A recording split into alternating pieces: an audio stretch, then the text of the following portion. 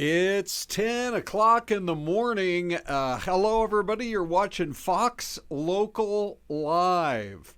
This is the show that is immediately right after the other show. You know, we have a great morning show on Fox 10 TV from 4:30 to 10 every morning. And then we go just a little bit more in depth for you to take a look at some of the stories that are just kind of the most interesting of the day to get started. And so as we take a look out over the landscape, it's 10 in the morning, meaning the newest excessive heat warning is going into effect. We are calling for 114 today. So if this is your first summer in the valley, you might be freaking out just a little bit. But if you've lived here for a few years, you probably know we have days like this every year. 114, a 115.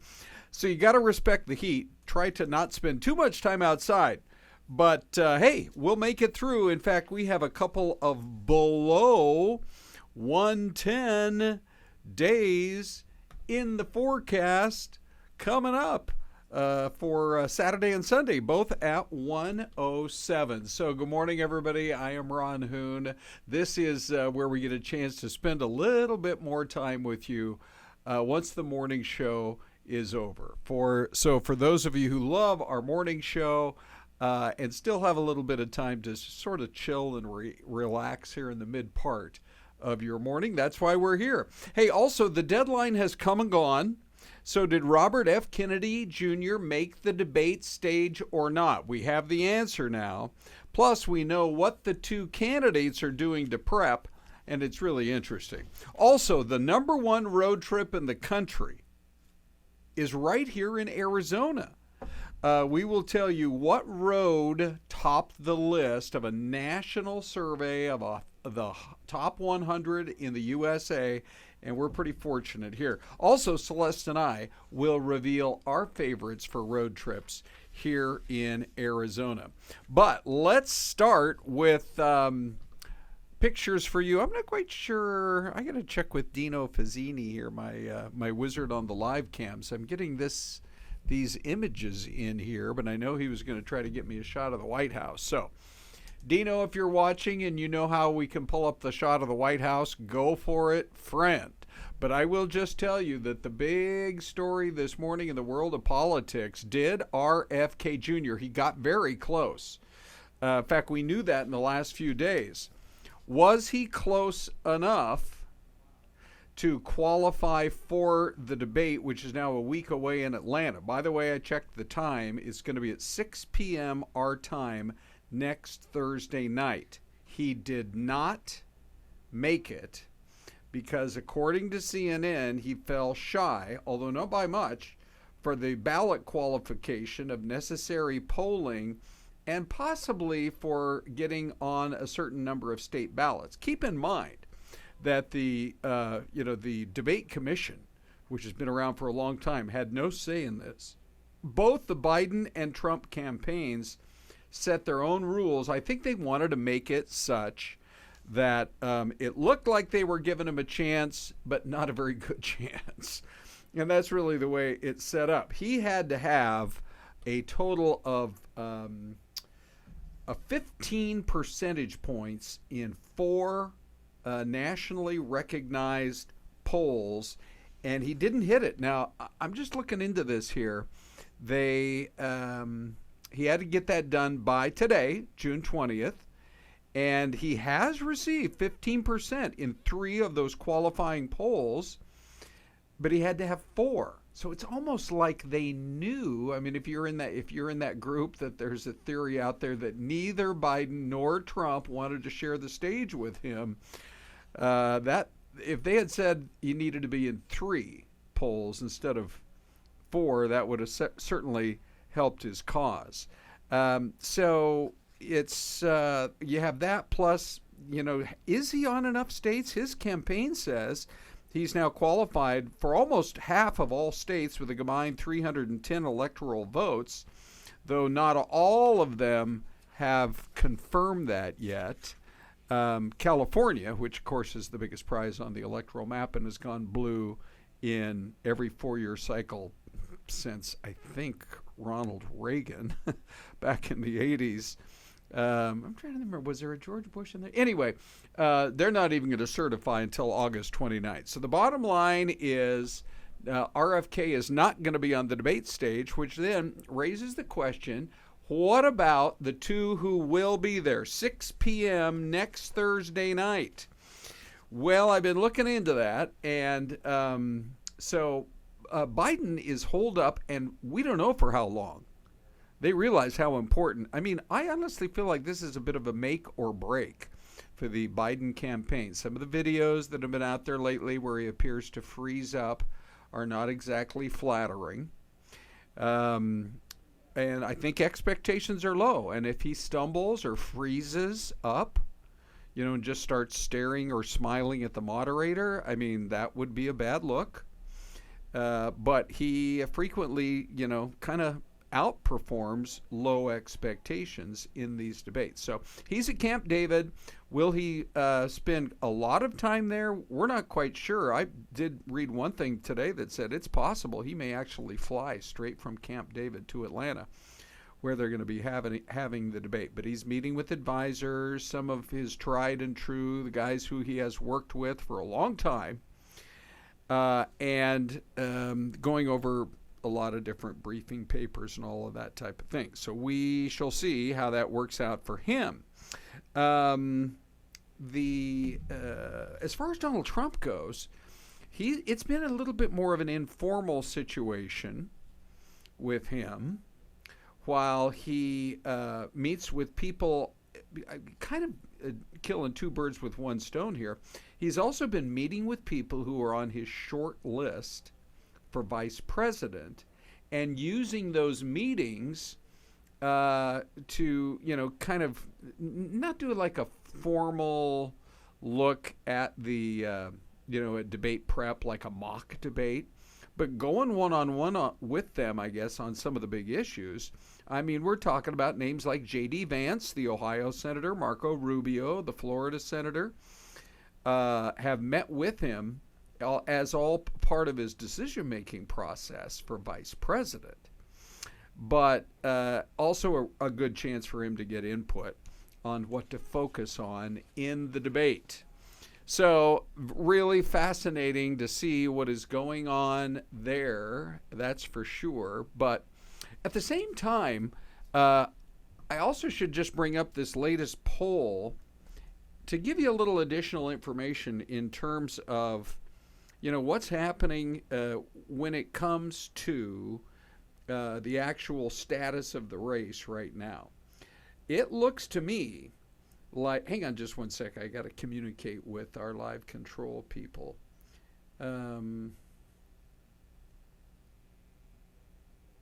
We are looking at a brand new debate, or not a debate, but a presidential polling number that is really fascinating because it shows a little bit of a trend toward Joe Biden, and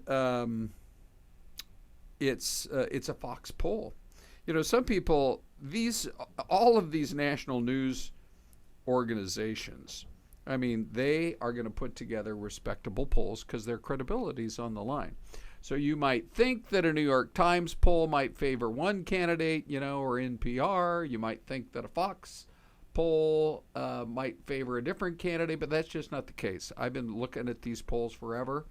Fox has one of the greatest polling setups, I think, in the country. And they picked up a trend for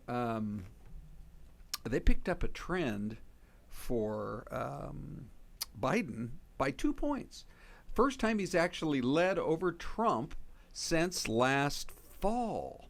So it'll be really interesting to see if that trend holds 50-48, and that will be really interesting to see whether or not that trend holds, and if so, what will happen on that regard. So that is something we're going to keep watching for you very closely. I'm just showing this picture to my buddy in live control. For some reason, we get these. I love these pictures. Believe me, wouldn't that be cool to be flying in space and looking out over that? But anyway, we're going to work on getting you some of our live pictures coming up in a few minutes. Let's go to New Mexico because the pictures coming out of Ruidoso, which I have heard is just a beautiful, beautiful town, are such that it's just heartbreaking. And they're saying 1,400 buildings have been destroyed by flames in 2 different fires out there. One, and it looks to me like the fires are basically surrounding Ruidoso, a really popular mountain town where thousands of people live and have a chance to either live there full time, or get up there. It's sort of their little summertime getaway with a cabin, that kind of thing. 1,400 buildings, many of them homes destroyed. But now the big worry is whether or not they're going to be able to get through the flooding issues that they are dealing with. So what we have to kind of take a look at here is whether or not they can get through this. Did you hear about how much rain they got over there the other day? Let me just tell you. Hang on one sec.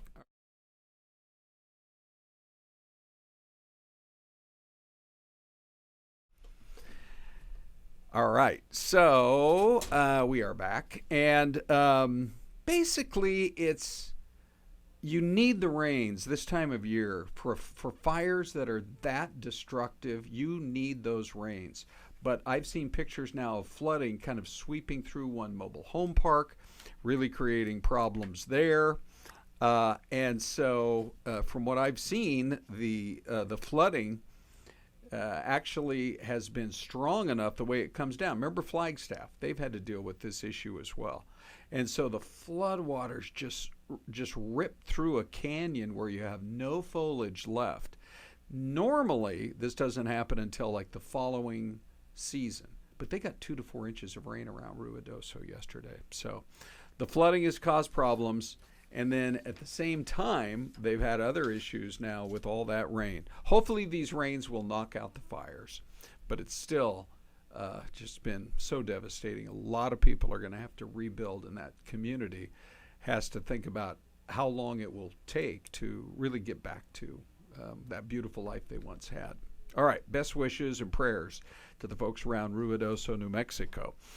Speaking of fires, though, did you hear about the story yesterday? There was a tree fire, a tree caught fire here in Phoenix at 10th Street and Southern, and the next thing you know, some of the cows, and I mean, these are some big bovine out there, said, we're not getting too close to this fire. It was over at 10th Street and Southern. And the crews got there. They found the flames. These palm trees were on fire, and it was in danger of consuming a number of homes. It actually spread to a mobile home, burned some farm equipment, and right there in the middle of that farm area, they have these cows who said, we're out of here.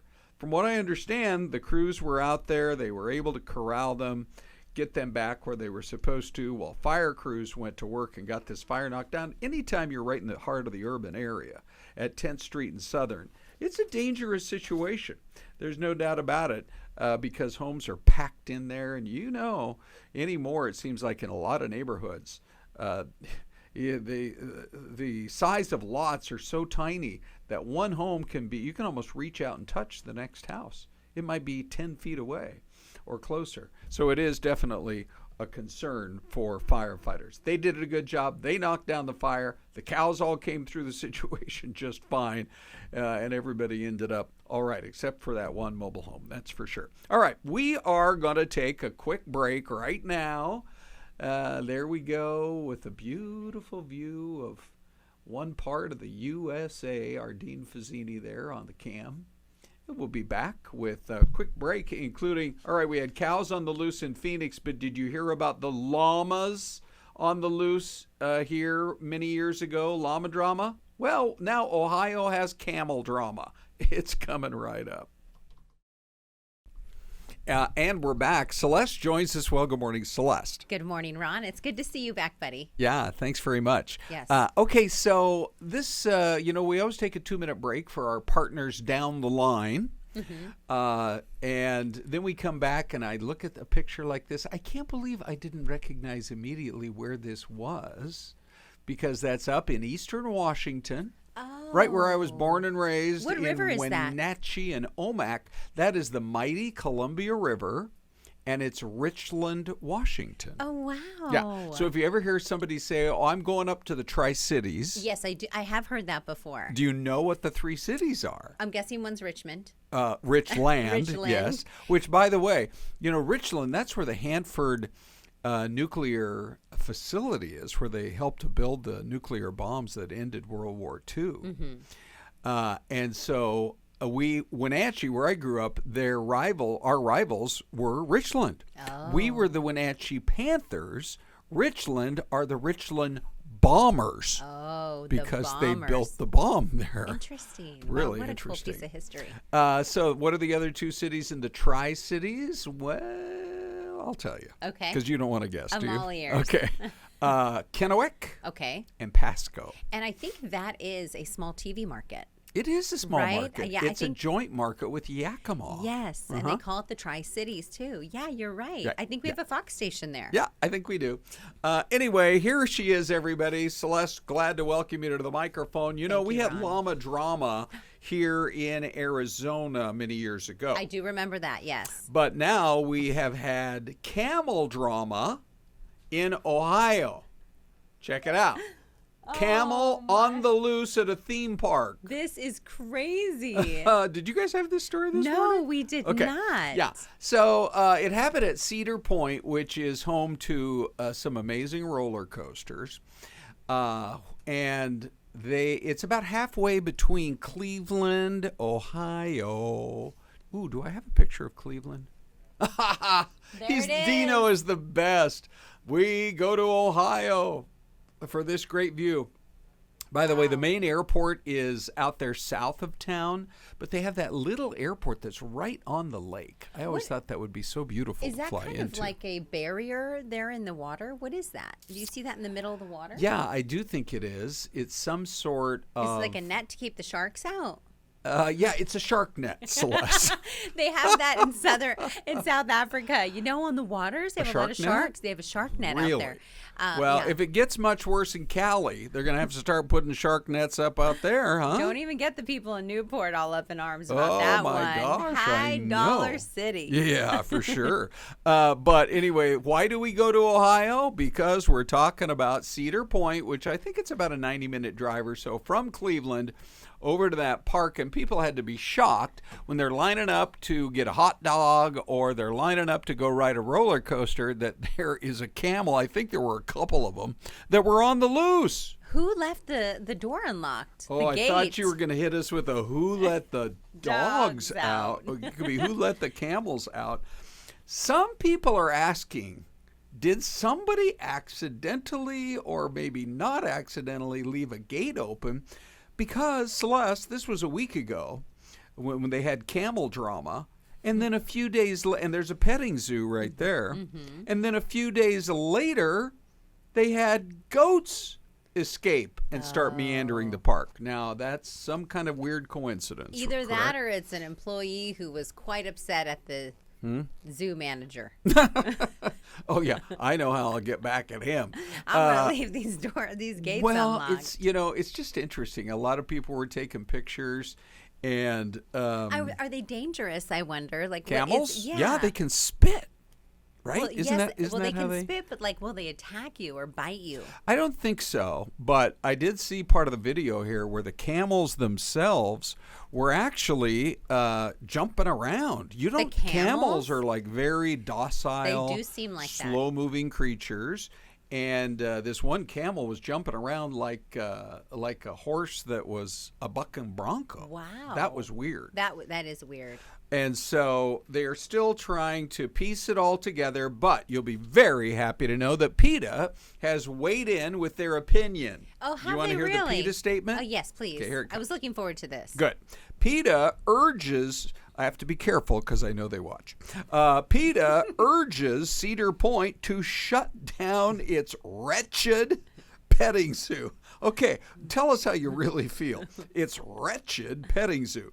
So that the animals still trapped there can be sent to reputable sanctuaries, and encourages everybody to stay away from shameful sideshows that exploit vulnerable animals and jeopardize everybody's safety. No, Ron. When you're throwing in words like wretched and trapped, that gives you a feel for how they feel about all that. I think the animals might be happy in there. They're living large. You know, they don't have to hunt like they do in the wild.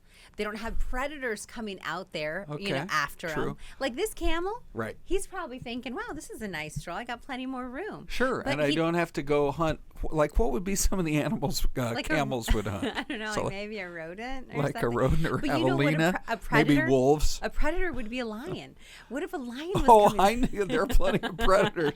Okay, well, who knows what they're living large in there. Who knows what camels eat? We're not going to dilly-dally about that, but I am going to show you downtown Phoenix, or sort of in the Phoenix metro area here, because a poll is out on the happiest hourly workers. Ooh. And the unhappiest hourly workers. I said, Dean, can you find a sort of an industrial area for me? Okay, this is one. And he came through for you. Yeah, he sure did. So this is from Fox 10 Phoenix. This is a report from Shift Pulse that asked over 400,000 Americans that work hourly wages, minimum wage has been going up a lot. Mm-hmm. Do they feel anything from stress to amazing about their job? Okay.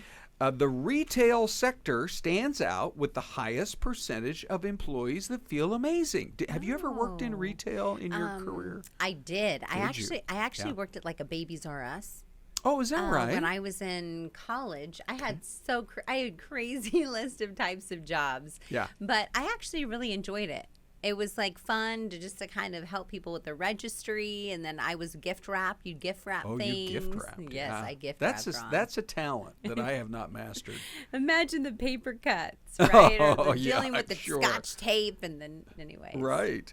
Well, I spent like a weekend working retail, Celeste. Only a weekend, and then Ron. I realized it wasn't for me. Well, the radio station wasn't paying me enough. Yeah. And so we were in a mall.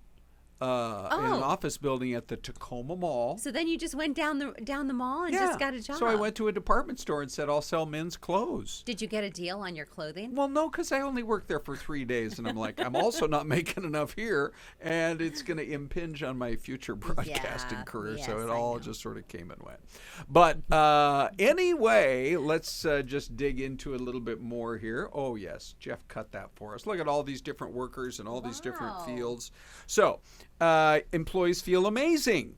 Among retail workers, the numbers were... That's rare. 87% positive emotions. I think it's because you're interacting with customers, and usually if you are able to help them, yes, they feel good about what they bought, a new top, new pants, whatever. And if you're working in a place where you like wearing the clothing, like let's say you work in like a Lululemon.